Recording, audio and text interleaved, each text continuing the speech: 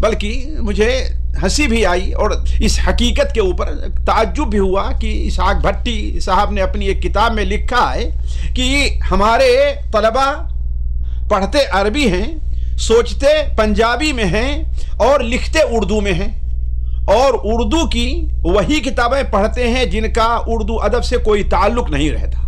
उसका नतीजा ये होता है कि उर्दू अल्फाज के ज़ख़ीरों से उनका दामन खाली रहा करता है। और ये हकीकत भी है। आज तर्जुमा के मैदान में जो दुआत कर रहे हैं या जो दुआत तकरीर कर रहे हैं, यानी इस कदर अरबी ज़ुबान की, उर्दू ज़ुबान की कमियां उनके अंदर पाई जाती हैं कि अल अमान अल हफीज़। लिहाजा एक दाई को ज़रूरी है कि उन उदबा और उन उलमा का कलाम पढ़ें जिनकी ज़ुबान में अदबियत पाई जाती है। मौलाना इस्माइल साहब गुजरानवाला रहमहुल्लाह, उनकी किताबें पढ़े, देखिए उसमें किस कदर अदबियत है। बल्कि मैं अपने तौर पर बहुत सी चीज़ें, बहुत सी असालीब उन्हीं से हमने सीखा है। मौलाना मंजूर नौमानी रहमहुल्लाह हैं, अबुल हसन नदवी रहमहुल्लाह हैं, और अगर बारे गिरा ना गुजरे तो असर हाज़िर में मौदूदी की जो किताबें हैं, लेकिन ये समझदार लोग ताकि उनकी जो बात कोताहियाँ गलतियाँ हैं उससे वो मुतनब्बे रहें, इसलिए कि इन लोगों की जो ज़ुबान है वो उर्दू की बड़ी आसान और बड़ी अदबी ज़ुबान है। और अगर आगे बढ़ चढ़ के अब्दुल हलीम शरर हैं या सैयद सुलेमान नदवी हैं, शिबली नौमानी हैं, इनकी किताबें, डिप्टी नदीर हुसैन हैं रहमहुमुल्लाह, अगर इनकी किताबें पढ़े तो बहुत अच्छी चीज़ है। इसलिए कि इसका फ़ायदा ये होगा कि आपके पास उर्दू अल्फाज के एक ज़ख़ीरा होगा, और जब भी कोई बात आप कहना चाहेंगे या अदा करना चाहेंगे तो वो आपकी के ऊपर जो है आपको मुश्किल नहीं पेश आएगी। इसलिए कि देखिए हर ज़ुबान का एक उसलूब होता है, हर ज़ुबान का एक अंदाज होता है। अब मिसाल के तौर पर हमारे यहाँ उमूमन जितने लोग लिखते हैं इल्ला माशाअल्लाह, वो रग़म अनफू का तर्जमा क्या करते हैं, उसकी नाक खाक आलूद हुई। ये तर्जमे में कोई गलती नहीं है, लेकिन उर्दू अदब की जो चाशनी है इसमें नहीं आ पाई। इसलिए कि अरबी जुबान में कहते रग़म अनफू, लेकिन उसकी जगह हमारे यहां उर्दू में क्या बोला जाता है, उर्दू में यही माना हमारे यहां यह अल्फाज बोलते हैं कि तुम्हारी नाक, तुमने नाक कटा दी अपनी, तुम्हारी नाक कट गई। तो अगर आपको ये चीजें मालूम हो, ये अल्फाज मालूम हो, ये इस्तिलाहात मालूम हो, तो अपनी बात समझाने में अपने तालिब इल्म को, वरना हम मुझे बचपन में है कि हम पढ़ते आखिर नाक खाक आलूदी, इसका माना क्या है। लेकिन अगर उसी वक्त हमें बताया गया होता कि हाँ भाई कि नाक खाक आलूद हुई का की इस्तिलाह हमारी जुबान में क्या पाई जा रही है, वो ये है जैसा कि मौलाना ज़फ़र अली खां रहमहुल्लाह ने अपनी एक हदीस का उन्होंने इन अल्फाज में तर्जमा किया है कि एक दिन नबी ने हल्क़े असहाब में ये लफ्ज़ दोहराए 3 बार की नाक उसकी कट गई, जैसा कि सही बुखारी में रग़म अनफु रग़म अनफु रग़म अनफु।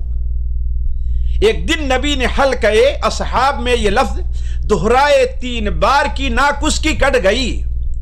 असहाब ने कहा कि वो बदबख्त कौन है, असहाब ने कहा कि वो बदबख्त कौन है, तौक़ीर जिसकी हज़रत बारी में घट गई।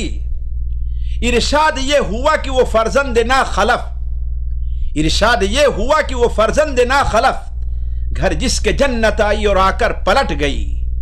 माँ बाप का बुढ़ापे में जिसको न हो ख्याल, माँ बाप का बुढ़ापे में जिसको न हो ख्याल, उस नासईद बेटे की किस्मत पलट गई। तो कहने का मतलब यह है कि उर्दू अदब के अंदर अगर आप महारत हासिल करें तो आपके तकरीर के अंदर, आपकी तहरीर के अंदर एक चाशनी होगी, उसे लोग पढ़ना चाहेंगे। एक आम तौर पर कहा जाता है कि इंग्लिश का एक मकूला है कि God done man done God undone, यानी इंसान करता है और अल्लाह ताला क्या है उसको उलट देता है। अब उलट देता कोई माना नहीं है। अब मौलाना आज़ाद ने इसका एक तकरीर का तर्जुमा कर रहे थे, उसमें कहा कि इंसान अपनी भर कोशिश करता है लेकिन मशीयत इलाही कुछ और चाहती है। देखिए यानी कितना प्यारा यह है कि हर इंसान उसको समझ सके।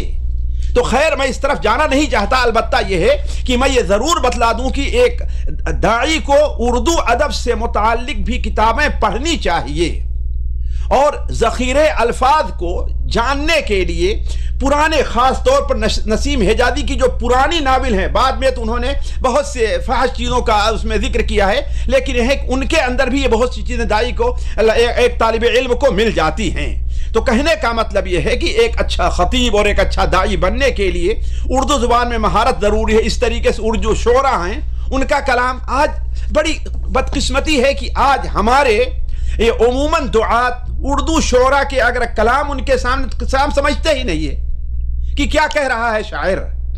اس کی وجہ یہ ہے کہ انہوں نے آج کل کے بس ایسے گانے والے اور راگ والے شعراء اور شاعرات کا جو ہمارے یہاں ایک بدعت نہیں بلکہ ہلاکت اور بربادی کا ایک ذریعہ ہماری امت نے سوچ لیا ہے کہ ہندوستان اور پاکستان میں اب مشاعرے کے اندر شعراء سے زیادہ شاعرات بلائی جاتی ہیں، نعوذ باللہ من ذالک، ان کے اوپر خرچ کیا جاتا ہے۔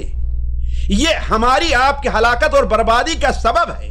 اور اگر آپ اندلس کی تاریخ پڑھیں تو آپ کو یہ چیز ملے گی کہ یہ ادب لطیف کی طرف وہ لوگ زیادہ توجہ دینے لگے تھے۔ یعنی جس چیز کو امت کی ضرورت ہے، جہاں پر امت کا پیسہ خرچ ہونا چاہیے، امت کو جس طرف توجہ دلانے کے لیے جو اجتماعات ہونے چاہیے وہ تو کم ہو رہے ہیں، اور ایسے راگ اور راگنی کے لیے ہمارا لاکھوں اور کروڑوں کا پیسہ خرچ ہوتا جا رہا ہے۔ تجھ کو یہ بتلاؤں تقدیر امم کیا ہے، شمشیر و سنان اول طاؤس رباب آخر۔ ہم لوگ طاؤس و رباب تک پہنچ گئے ہیں، اللہ تعالی حفاظت فرمائے۔ سامعین کرام، ہمارے علمی اور عوامی دروس اور سوال و جواب کی مجلسوں سے آپ خود بھی مستفید ہوں اور اپنے دوست و احباب کے ساتھ بھی شیئر کریں۔ عین ممکن ہے کہ آپ کے شیئر سے کسی کی اصلاح اور آپ کے لیے صدقہ جاریہ بن جائے۔ واٹس ایپ پر اسلامک میسج حاصل کرنے کے لیے نمبر نوٹ فرمائیں: یعقوب عزیز 00966 5089 59707۔ واٹس ایپ سوال جواب گروپ میں ایڈ ہونے کے لیے نمبر نوٹ فرمائیں: عبدالسلام عمری 00966 502627 622۔ نمبر بھیجتے ہوئے نام اور پتہ ضرور لکھیں۔ اسی طرح ہمارے یوٹیوب چینل اسلامی دعویٰ کو ضرور سبسکرائب کریں تاکہ ہماری ہر نئی اور اہم ویڈیو کی اطلاع آپ کو فوری حاصل ہو جائے۔ تمام دروس، مقالات اور سوال و جواب سیریز کے لیے ہماری مشہور ویب سائٹ www.islamidawah.com کا مشاہدہ کرتے رہیں۔ السلام علیکم ورحمۃ اللہ وبرکاتہ۔